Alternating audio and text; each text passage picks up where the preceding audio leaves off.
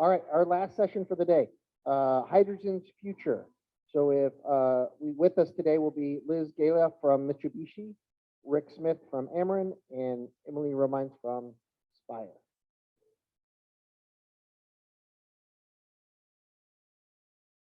Good afternoon, everyone. I'm Emily Romines from Spire. I actually do government affairs for Spire, Missouri. I'm not actually going to be presenting slides and a big show like these two are. I'm going to play the part of Josh as more of the moderator than a presenter. I am, however, going to bring up earlier in a couple other sessions, people have been talking about the Inflation Reduction Act and the pieces of it that have to do with carbon neutrality and climate change.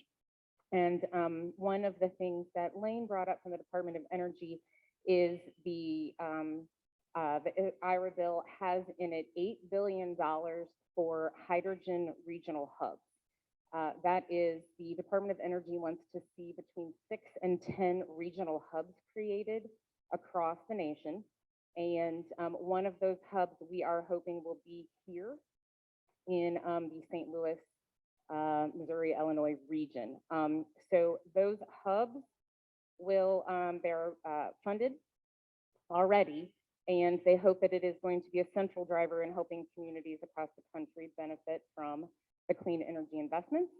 And so today I have with me Liz Galia, the Director of Business Development of Hydrogen Infrastructure for Mitsubishi Power, and Rick Smith, the Director of Environmental Strategy for Ameren. So first we will start with Liz, and I will let you take it away. All right. Good afternoon, everyone. My name is Liz Galia, and I work for Mitsubishi Power. We're a Mitsubishi heavy industries company, and I represent our hydrogen infrastructure business. I spent my whole career in energy, and I think it's a fascinating industry to be a part of. We are constantly being asked to adapt, to drive new technology, to react to foreign policy and local markets. And I really think it's this flexibility and innovation that is driving our topic today, which is hydrogen. Next slide, please. All right, at Mitsubishi, our mission is to provide power generation and energy storage solutions to our customers, empowering them to affordably and reliably combat climate change and advance human prosperity. For those in the power and energy industry, you're probably familiar with Mitsubishi Power as a manufacturer of gas turbine technology. And it's really that experience as an OEM that provided our platform to enter the hydrogen industry. Next slide, please. Thank you. We're seeing several trends in the power market, growing demand, some of our historic base-loaded units being retired, large penetration of renewables, and grids being congested, all with very strict and aggressive decarbonization and net zero goals. And it's because of all of this, Mitsubishi was driven to come up with a solution to help our customers operate stable grids while still supporting their decarbonization vision. This platform really provided our entry into the hydrogen space. And in the power industry, we're really seeing hydrogen as an energy storage mechanism. So hydrogen would be produced, and this is especially for green hydrogen. Hydrogen would be produced via the electrolysis process, leveraging renewable energy during periods of time in the year where you have high renewable dispatch and oftentimes curtailment. That hydrogen is then stored, preferably in some sort of geologic formation. We see geologic formations as the best economies of scale for large capacity hydrogen storage. And then that hydrogen is run through a gas turbine and energy provided to the grid. So you're basically taking a gas turbine, a traditional gas turbine asset, and transitioning it into a dispatchable energy storage asset. battery energy storage has been very effective in storing and dispatching power over the course of the day, but storage capacities tap out at about 10 hours. And with hydrogen, you can do what we call seasonal energy arbitrage, which basically means you're taking renewables from times of the year where we're seeing them highly dispatched, and then you're able to store that hydrogen and dispatch that energy when renewable penetration is not as high. Next slide, please. It was this exact theory that influenced Mitsubishi and our partners in our project out in Delta, Utah called ACES. At the ACES project, we are creating hydrogen via the electrolysis process. We're storing that hydrogen in a salt dome. That hydrogen is then run through a JAC gas turbine, and the power is sent to the LA basin. Sorry,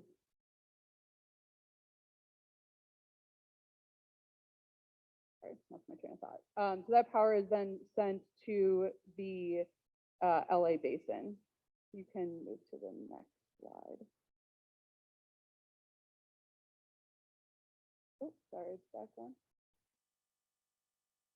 Thank you. The JAC gas turbine is currently manufactured in Savannah, Georgia. It has the capability of leveraging 30% hydrogen by volume today, and the plan is to move that to 100% hydrogen by the mid-2030s. Our project out in Delta, Utah, actually is two distinct projects. It's IPA, Intermountain Power Authority, which is actually the power plant that is off-taking the hydrogen, using it in the gas turbine, and then sending that power to LA. And then there's ACES, and that's really the hydrogen production, the hydrogen storage, and the associated balance of plant. Our experience at ACES allowed Mitsubishi to create a platform where we've standardized on a 100 ton per day, 200 megawatt hydrogen production facility. You can see that over on the left side of the screen. Mitsubishi is not a manufacturer of electrolyzers. We have industry partners that we work with, both in alkaline and PEM technology. And we believe by creating these industry partnerships and investing in them, we're hoping to support some of the supply chain issues that we see in the electrolyzer market in the future. In the center picture, you can see the salt dome storage where the hydrogen is being stored out at ACES. The salt dome is solution mined, meaning water is basically pumped into the well and a saline solution is pumped out, creating a cavernous storage mechanism for the hydrogen. And then over on the right side of the screen is basically the balance of plant equipment. It's the emergency equipment, safety equipment, electrical, piping, compressors. Can go to the next slide. We did break ground on the project out in Delta, Utah over the summer, and you can see some of our construction site pictures behind me. We're expecting for the site to go commercial in 2026. Next slide. Thank you. I want to pause and say that we don't see hydrogen as the one-size-fits-all solution for decarbonization. Mitsubishi continues to invest in our gas turbine technology to have dual fuel capability. Mitsubishi Heavy Industries engineers and designs carbon capture systems, and we do operate a battery energy storage business as well. But hydrogen is a marketable solution today, and there are many drivers that are supporting a low cost of hydrogen. And I'll just highlight a few of them today. We've talked a lot about renewable penetration. We're already seeing periods of time in the West where there are high renewable curtailments. And if you look at just about any utility IRP across the country, you're going to see a large pipeline of renewable installations. This is going to cause a need for some sort of high capacity energy storage system. Sector coupling we see as very important for driving down the cost of hydrogen. This is, creating hydrogen hubs, hydrogen production facilities that have off-takers from industry, from power generation, from the mobility market. And by creating these economies of scale and sharing in production, storage, and associated infrastructure, we're able to drive down that price of hydrogen. I don't think that I can talk about low hydrogen prices without mentioning the government incentives, but we've obviously talked about them in great detail today. And so everyone is familiar with the incentives that we're seeing at both a federal and state level. Next slide. I want to leave you with the thought and the idea that these hydrogen hubs, these hydrogen facilities can be effective and competitive across many different geographies.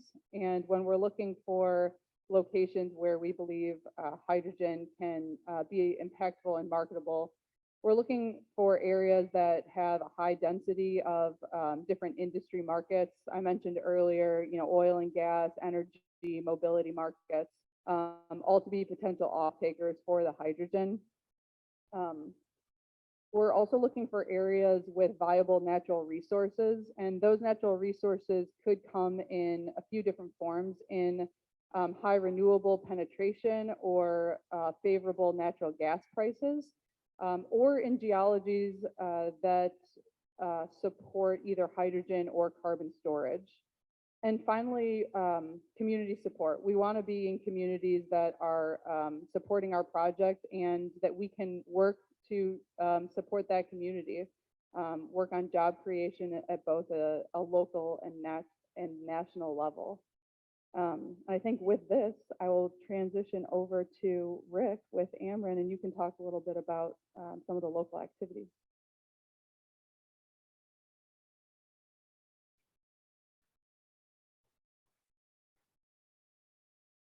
Thank you, Liz.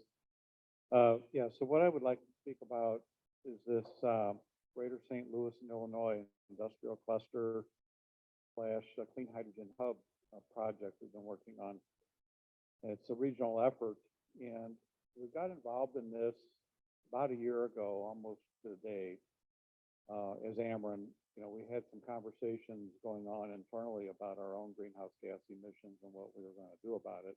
We have a long-term view of the targets that we established. So we're shooting for 60% by 2030, 80% by 2040, and then net zero greenhouse gas emissions by 2045. And that's relative to 2005 as our baseline. In the utility industry, 2005 is a common reference point that's been used for quite some time. And we see in current conversations and policy arenas, legislative bodies and so forth, and other venues, that they want to reset what the baseline is and talk about different baseline numbers. But in context of where we are today in our industry, it's still 2005.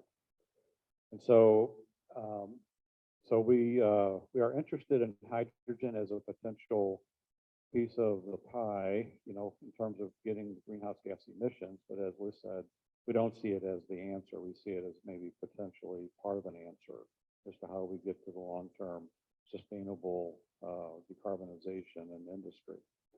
And so we thought, we have a lot of large customers that also may have some issues with how they're going to get to that endpoint that they need to get to in their own companies. And so we began reaching out through our key accounts and economic development groups within Ameren to those large customers, commercial and industrial primarily.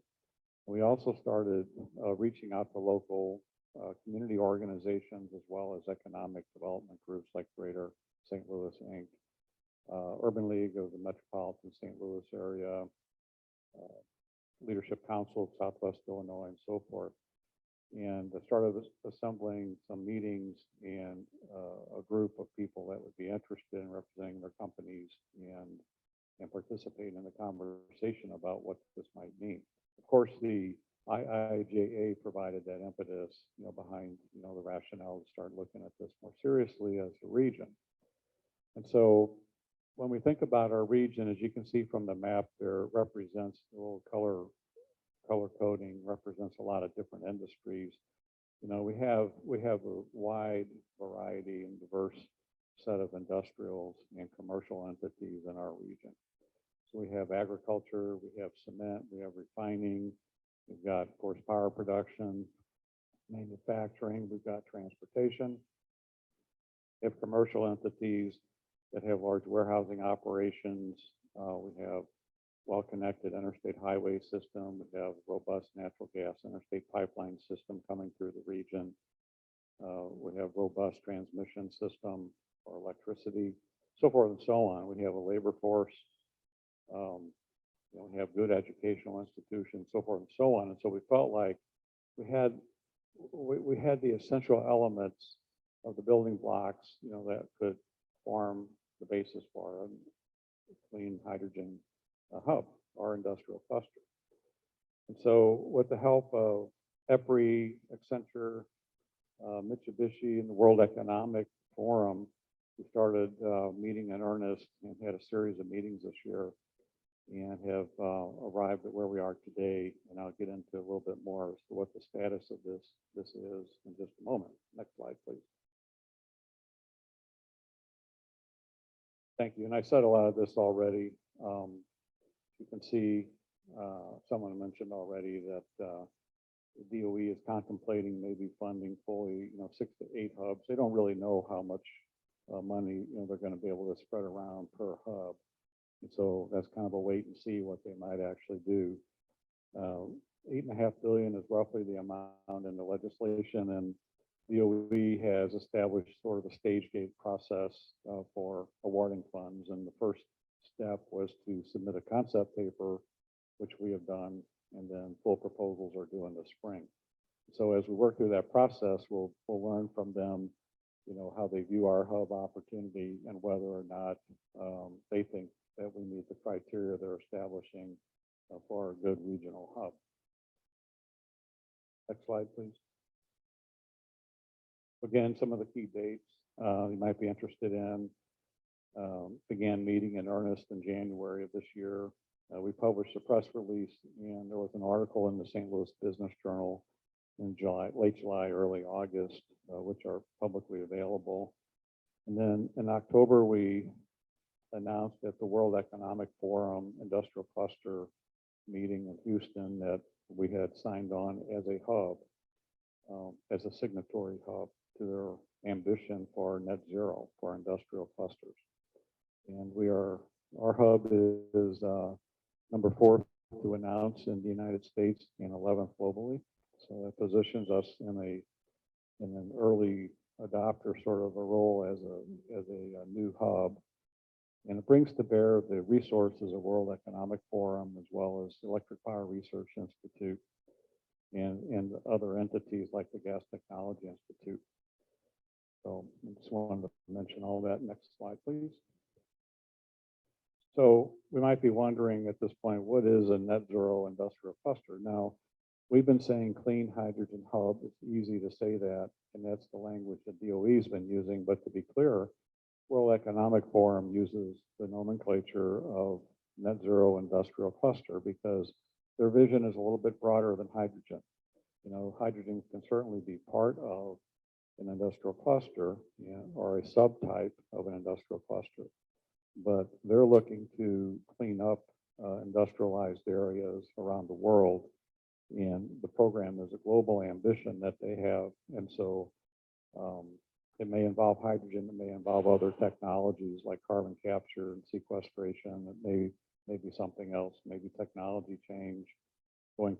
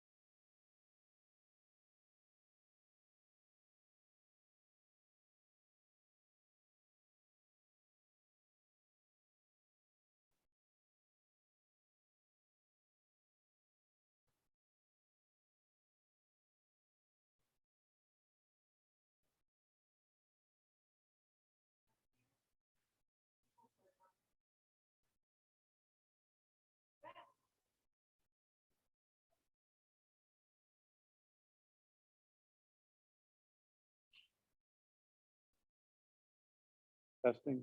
Okay, sorry about that. Success, we've got it back. So I just did want to provide a little recognition for, this one right here. Thank you. When we became a signatory as a cluster for the World Economic Forum ambition, we needed some sponsor companies that were willing to sign on to that to represent the hub. And these are the four: Marquis Industrial Services, Alt Steel, Mitsubishi Power, and Ameren. And just wanted to recognize the other partners there that, that they were part of that as well. And then finally, the last slide, which you can look at your leisure when the slides become available, just to go to the next one. Just a few thoughts about what some of the headwinds are in getting some of these clusters going and making them sustainable over a long period of time. So with that, now I'll turn it over to you.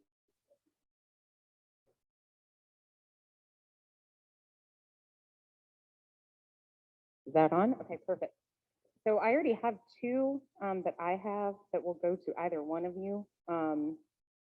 This one is hydrogen hubs have the potential to offer good jobs and economic development benefits for these communities. And can you speak to the types of training and education that will be necessary to create or to have the DOE pick this area as a hydrogen hub?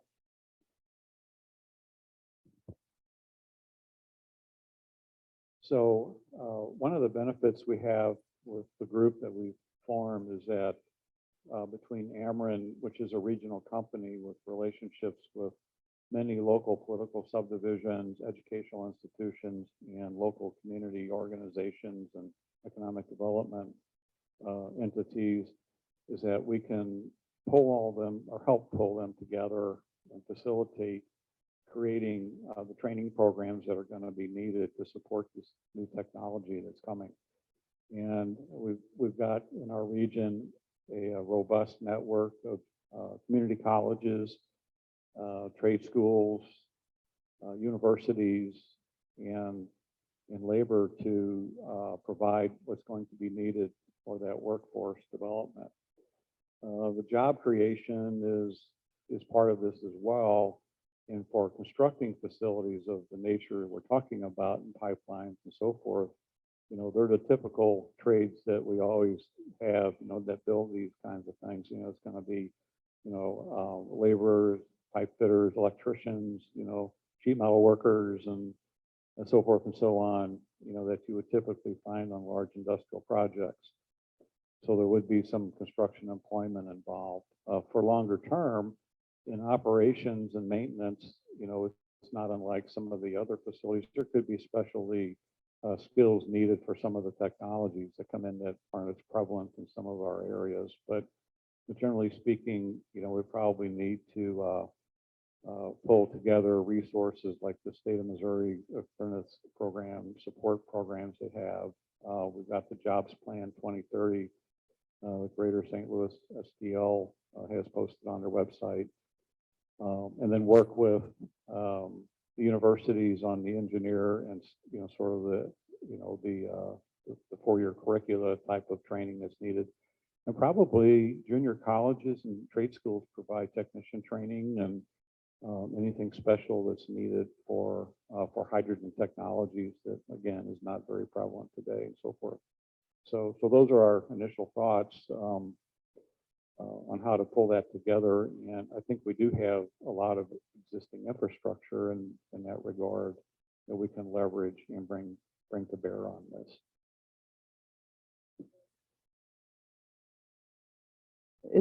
Yes, it's working. I think that Rick pretty much covered it. We do see a lot of transferable knowledge between hydrogen and other industries, construction, energy, power. And so I think that it'll create kind of a pipeline of future jobs for people who have experience in those industries. Like Rick said, I think that there's a lot of growing and educating to do around hydrogen handling, safety, things like that, where people are not as familiar with hydrogen as they are with other chemicals and materials.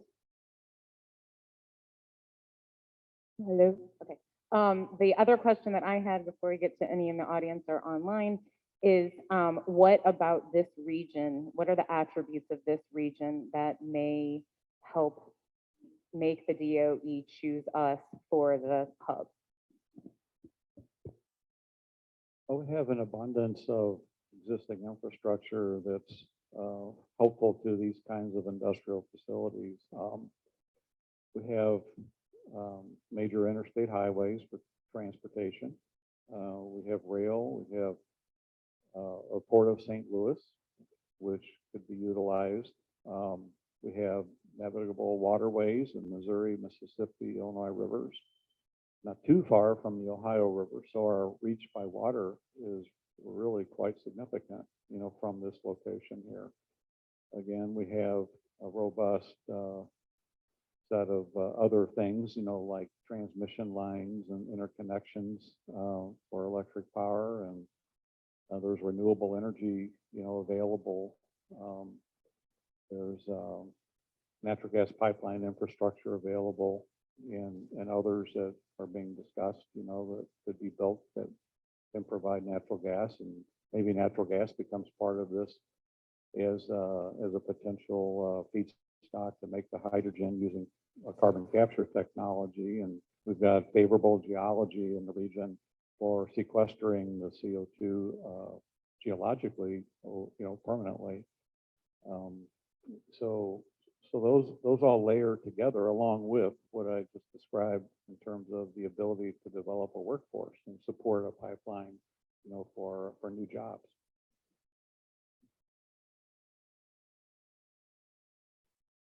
Are there any questions in the audience or from online?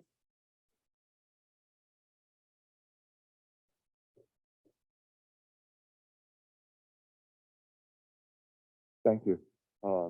Really interesting stuff. And I was just curious, since we're talking about hydrolysis as a primary mechanism, I'm just wondering, what are you doing with the collateral product of oxygen in terms of making this more cost effective overall? And as an intermediate step, instead of taking it through turbines, how about fuel cells? I missed the last part of that question. Something about fuel cells. Well, it was, if you've got hydrogen and oxygen from a electrolysis process, it would seem that it would be significantly more efficient to run it back to a fuel cell to make power instead of burning it in a turbine. Yeah, I think I can answer that question. So I guess on the first part related to oxygen, you know, as Rick said, with some projects across the country, we are seeing that oxygen, which, you know, could also just be released into the atmosphere, used as a feedstock for another process. It's something that we're, you know, considering and always looking at, again, trying to stack up some of those economies of scale. Related to the fuel cell technology, that is, you know, another form of power generation or with using hydrogen as a fuel, and it's something that we're absolutely open to. I think that what it comes down to is these hydrogen hubs across the country. It's not a one-size-fits-all solution, and so in different areas, you know, we look at the use of hydrogen in a gas turbine, and in another area we might consider a fuel cell opportunity. Are there any other questions? Looks like not. So I want to thank everybody for sticking around late in the day for the last one.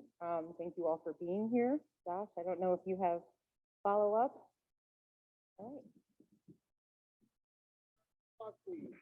Thank you very much. Just a couple of housekeeping items. Again, thank you, Rick and Liz and Emily, very much. It's definitely a topic that is coming our way. Just like you, our presenters took time out of the day. A lot of them aren't from here, so they traveled. Thank you very much for those of you who came here. Thank you who came to present. For those of you who are online, thank you for giving us your day.